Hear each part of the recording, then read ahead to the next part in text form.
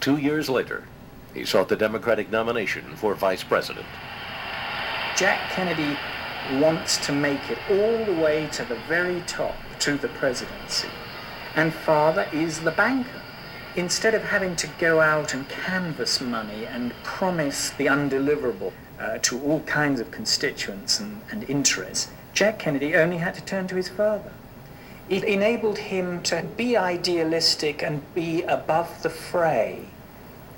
The clearest example of John Kennedy's idealism was his work on the Senate's McClellan Committee, which was investigating Mafia influence in organized labor.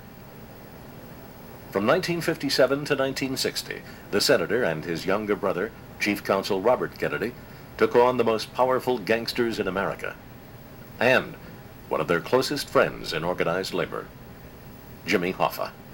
I would be very happy to have our legal counsel here, our legislative representative here, assisting me in spending as much time as necessary to acquaint the American people with the fact that this is a strike-breaking, union-busting bill. In my opinion, Mr. Hoffa, this bill is not a strike-breaking, union-busting bill.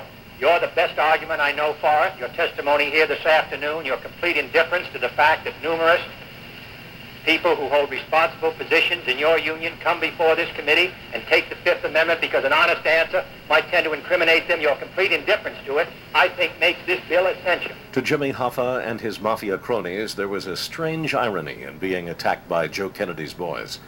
The way the mob saw it, Joe Kennedy had been just as crooked as they were. Jimmy Hoffa complained, "You might have thought I was making as much out of the pension fund as the Kennedys made out of selling whiskey." And would you tell us about the vice operations down in Lake County, Indiana? Decline to answer because I honestly believe my answer might have been incriminating. Would you tell us whether if you have opposition from anybody that you dispose of them by having them stuffed in the trunk? Is that what you do, Mr. Giancana? Another of the committee's targets, Chicago boss Sam Giancana, told a friend that Joe Kennedy was one of the biggest crooks that ever lived. Joe Kennedy feared that these investigations could endanger his son's political future by angering the unions and the mob. He urged Robert not to take the chief counsel's job.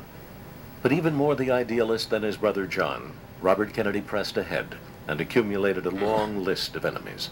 None would be more dangerous than a taciturn crime boss from Louisiana, Carlos Marcello. It does not matter who's in office. They all take bribes and they all tell lies. And for the most part, the majority of them have mafia ties. Irish mob, French mob, Italian mob, German mafia, Mexican mafia, Russian mafia, Chinese mafia, Japanese mafia, Jewish mafia, and of course, the black mafia, which is only portrayed in hip-hop stories and music, yet it's the most potent and influential mob-like mentality. If everyone has their own organized underworld gang that they can run to for support, and if every underworld organized group wants the same thing, which is control and power, how are we, regular, working, everyday citizens of America, supposed to honestly support any candidate if we have no direct ties with them? In other words, we must organize politically, psychologically, and economically if we want to revolutionize. Take advantage of democracy before it takes advantage of us. Michadini.com. Support the cause.